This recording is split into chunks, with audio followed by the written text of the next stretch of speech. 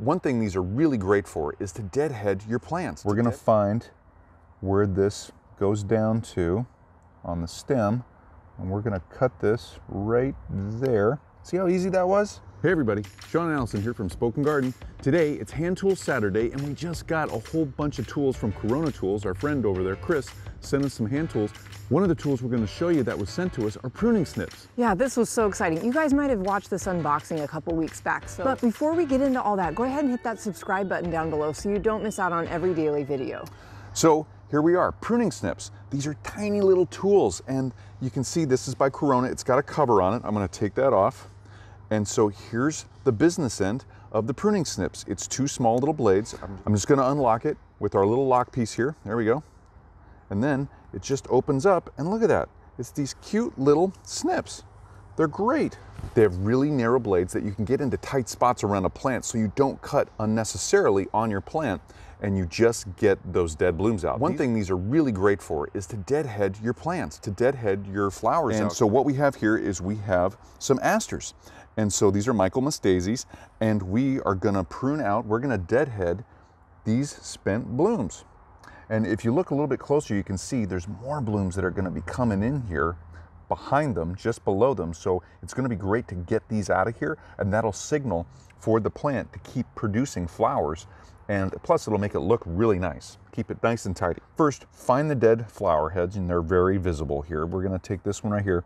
We're gonna find where this goes down to on the stem, and we're gonna cut this right there. See how easy that was?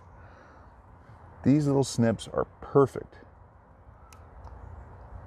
These pruning snips are great to get this done. And see, I'm going in and I can surgically or strategically get in here and just cut away just those dead blooms. Now you can see I'm cutting away some of the stem too. And you don't have to do that. You can go right here if you want to. Just go right below that and cut it right there. And now you remove that dead flower, but you've kept all that leaf tissue, and that's great. It's kind of up to you. You can go through when you're deadheading and kind of shape the plant too, and that's why I was going through and actually cutting back part of the stem and that leaf material, because now I'm also shaping the rest of the plant. So when it goes through and it reflowers, it'll have more of a rounder shape to it, a little bit tidier shape to it. So something to keep in mind when you're deadheading your plants. So there we go. That's pretty good for this one plant of the three. That looks so much better. Get these little guys in the back here. You couldn't see those. So yeah, that's it. So we can come in and keep pruning these away and get more of a shape to the plant. But we need to understand though that when we do that, we are cutting away the new blooms off this one stem to get that shape we want. So keep that in mind.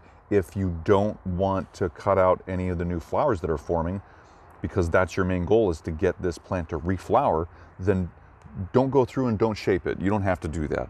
But if you do want that shape also with the flowers, the new flowers coming in, then go ahead, it's okay. So along with deadheading your plants, these micro snips, these pruning snips, are really great for harvesting and collecting your small stemmed flowers around your garden. And that includes right now your dianthus, it could be some of your pansies, it could be your mums, it just depends on you. For the larger stem plants, and the flowers that you want to take, you don't want to use these because one, it's going to take you a lot longer to get through and cut, squirrel. It's going to take you a lot longer to get through and cut that stem, and it's going to actually hurt the plant. You're going to actually have to carve in and really work these to get into those stems, and you don't need to do that. Just use a larger tool. So I'm going to get in here and take care of the rest of these dead flowers.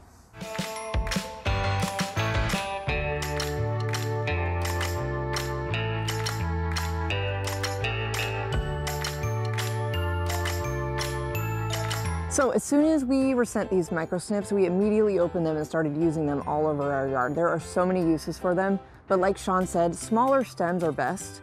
Otherwise, you might risk hurting the plant if the stem is larger than these could cut, if that makes sense. Yep. We'll definitely link these down below so you can check these out because we highly recommend.